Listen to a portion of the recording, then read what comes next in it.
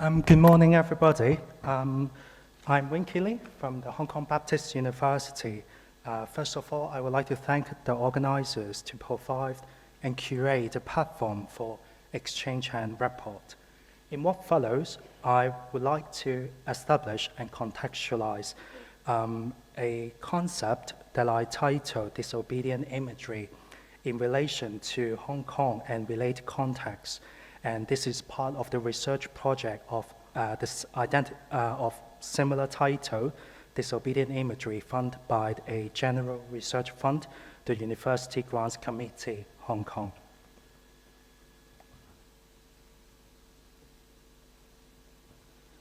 Disobedient Objects, an exhibition curated by Catherine Flood and Gavin Grandin at the V&A in 2014, timely examines citizenship and everyday object and their repurposing to artistic and social artifacts in a global context. Since then, publications such as The Disobedient Museum by Kylie Message arrays and examines socio-cultural political dynamic of art history making and curatorial practice. Message book addresses and proposes the urging needs of museums to generate and engage in the critique of the contemporary conditions, such as political and social movement, environmental crises, social and cultural inequalities, and many other pressing crises that humanity and non-human face. With the production of digital artifacts in the virtual sphere in the past decade, the notion of expression of civil disobedience is intricately connected to contemporary image making. In Hong Kong, for example, such development and maturation are also directed by and infused by recent hype in arts and technology through governmental and cultural institutions and higher education support. It is a moment to study a new form of imagery that meets the contemporary condition, whereas the objective circumstances enable. The conceptual framework, Disobedient Imagery, is situated in the academic discourse of works by Henry David Thoreau, Hannah Arendt essay Reflections, Civil Disobedience, and more recently, Jean Baudrillard in The Violin of the Global. In this research project, I aimed at establishing and theorizing the notion disobedient imagery by characterizing how new media and digital technologies are involved in, first of all, producing photographic imagery that serves as a visual evidence and in other functions such as the act of resistance to authoritarian regime. And secondly, how digital technology and disobedient imagery change human and non-human perception of photographic truth. In the project, my intention is to map, analyze, and theorize imagery resulting from civil disobedient activities that include reportage photography, social documentary, memes, virtual reality capture and experience, augmented reality experience, and any other digital and virtual images. I employ the term as a concept and umbrella term and refer it to photographic image and visual record of protest and social movement, often for political persuasion, activism, resistance, and or as evidence and documentation of eventuality that is made by artists, professionals, amateur, and or netizens, and being circulated in the public domain and virtual sphere.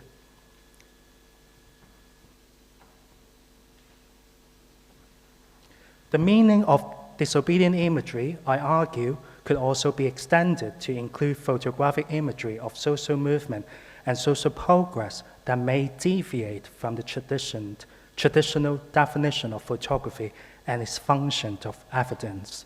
The advancement in imaging technology drastically transform, if not subvert, what a photographic image is that's being captured by camera obscura and processed by light-sensitive material. What it means, an icon and or index, and how it functions, not merely representation of reality.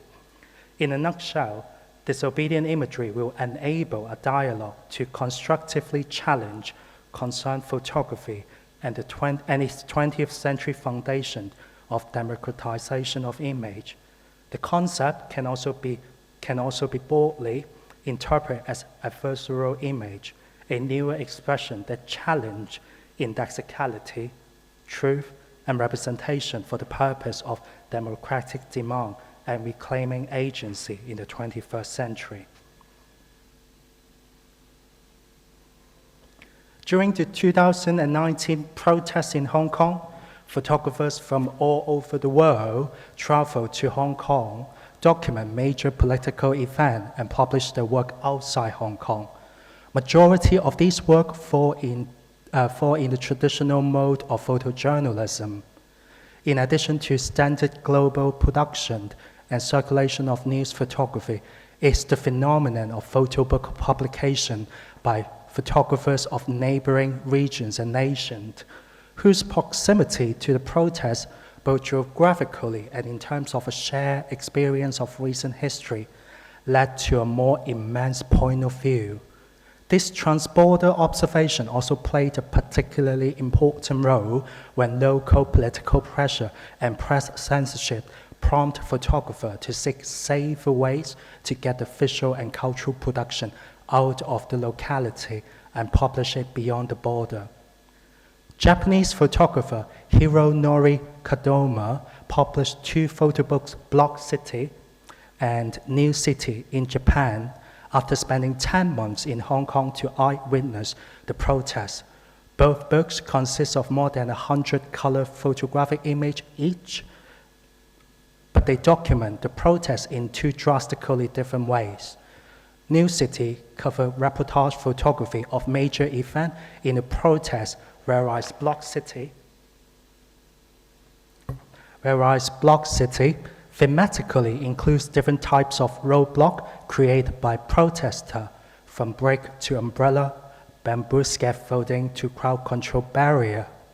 Block City captures the traces and aftermath of the civil protests that once happened but soon disappear through the depiction of still life-like objects. Each of the blocking object and tactic is annotated with what that was and where that was found to provide an overview in an almost encyclopedic style. Both photo books are out of print of their first edition. Another example is made by Hong Kong photojournalist Paul Tak Ming Yang Deming and his photo book, Yes Madam, Sorry Sir, published by independent publisher Brownlee Publishing.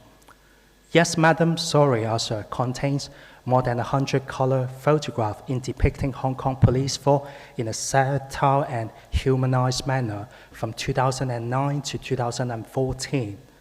Paul Yang is known for his distinctive style, use of flash, capturing of bold color, and the humor of city life and city dollar. This Martin Parr-esque pictorial style does not stop at being an aesthetic strategy to compose the picture, but also approaches to creating content and subject matter. In the opening sequence of the photo book, the Hong Kong police force was treated with sexual humor through the eyes of the photographer. Political satire and visual commentary, which have a long and rich tradition in Hong Kong popular culture, gains new momentum in recent decades. Yang's project could be viewed as grassroots propaganda aspiring to influence public opinion from the below. In Clean Hong Kong Action 2019, a photo book in a concertina format handmade by Sue Whitehang, who is currently living in the UK, feature photographs of hundreds and thousands of protesters whose faces were cut out holes. The technique of hiding identity through deletion of faces replaced common methods such as pixelation, which carries powerful connotation of emptiness and erasure. The punching holes on paper also look like bullets piercing through the paper. A visual metaphor of civil resistance against oppression and violence by an authoritarian regime. This highly original handmade photo book epitomize the tension between representing and obscuring heightened in the works of many Hong Kong photographers who often have to adopt more conceptual approach as alternative tactics to protest against state or self-censorship.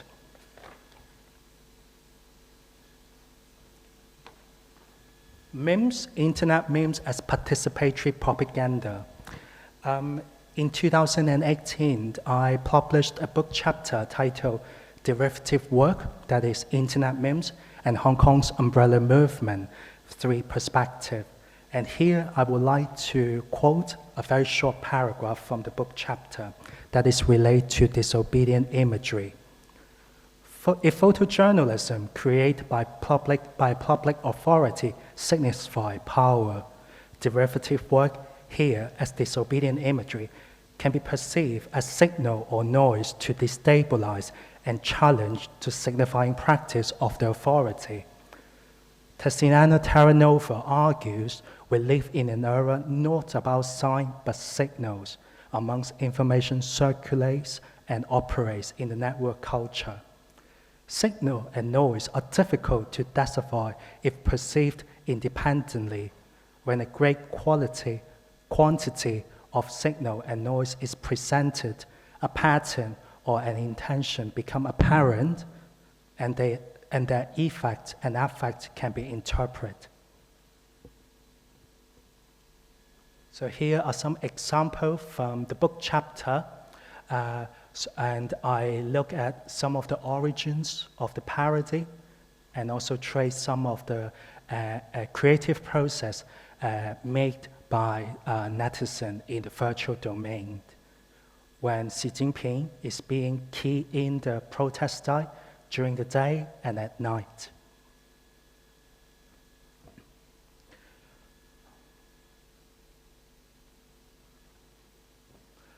Virtual reality and augmented reality technologies are deployed in social movement and might soon take over protests on physical sites. Unnamed Hong Kong citizen co-produced the virtual reality computer game Liberate Hong Kong in 2019 that simulates the social movement of 2019. The virtual reality work offers a subjective point of view experience, as in gamers participate in the front line of a protest. Other computer games such as Pokemon were also employed as a tactical media in the social movement in Hong Kong. Netizens, through the action of catching Pokemon in an augmented reality between the screen of their smart device and the physical surrounding, congregate in the public space to show solidarity and support the social movement through gaming. Cyber and game culture as disobedient imagery are visual media to enable social change. In a research paper published by Hugh Davies by M+, it is estimated around 140 video games set in Hong Kong worldwide because of Hong Kong's cinematic history, social history, urban and social and spatial planning, and is emerging in the future, such as skyscraper, urban planning, and the promise of capitalism. The visuality of video games, as Davis further argued, is more than image, they are transversable spaces.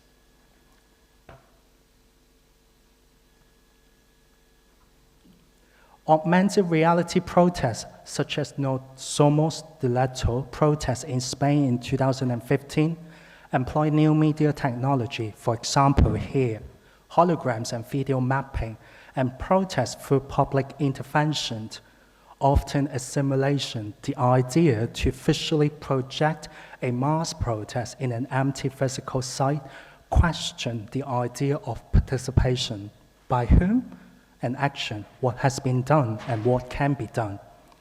The socio-political restriction and the social distancing experience from the pandemic may create further hindrance of public gathering for public and social goods in the future.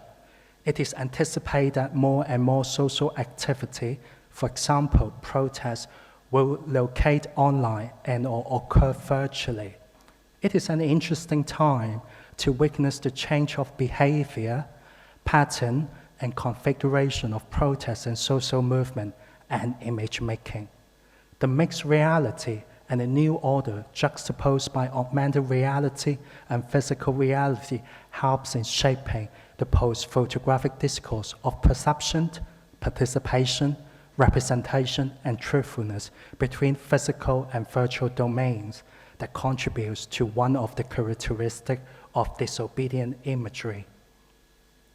To summarize, in the presentation, I attempt to establish disobedient imagery as a conceptual framework and contextualize such by using protest imagery created and deployed in the Hong Kong protests. The national security law in Hong Kong was introduced in 2021, and it has a tremendous effect to suspend the development of disobedient imagery in terms of creation, circulation, exhibiting, and discourse. Disobedient imagery may now be facing an ontological, phenomenological, and existential crisis. The ephemeral nature of disobedient imagery and digital artifact, the unfavorable objective circumstances of the legal political environment in Hong Kong and Greater China, and the absence and unarchivability of human experience in both digital and traditional curating and preservation. However, I anticipate the future of image making and disobedient imagery in the context of Hong Kong and the Sinophone will appear as camouflage of the political ideological radar, goes underground and off the grid. Virtual domain and its culture will provide a non-geopolitical network and space for more works and imagery to grow. Future will tell. Thank you.